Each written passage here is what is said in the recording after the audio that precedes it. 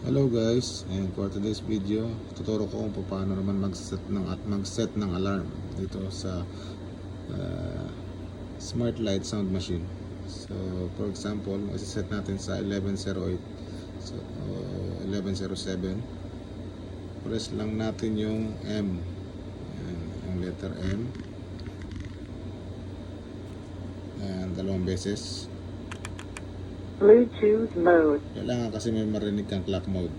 Connected. Ayan, ayan, press ng dalawang beses.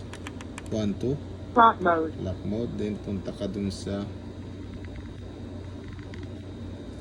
yung alarm na ito, na button.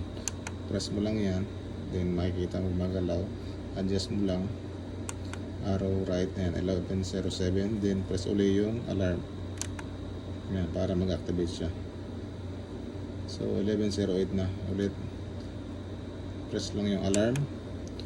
Ayan, tapos arrow right 1108 09. Ayan, 09 natin isa-set yung alarm. Then press ulit itong alarm. Ayan, para mag-activate siya. Ayan, pakinggan natin kung anong tunog niya pag nag-alarm.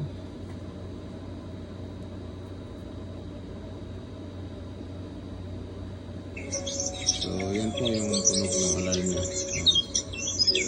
So, ganoon na po kadali. So, paano naman siya patayin yung alarm? Press mo lang itong letter M para mamatay yung alarm. Yan, press natin.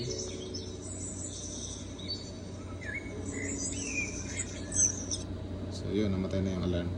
So, ganoon lang po kadali mag-set ng alarm sa Smart Light Sound Machine. So, yun lang po at maraming salamat. See you in my next video. Bye!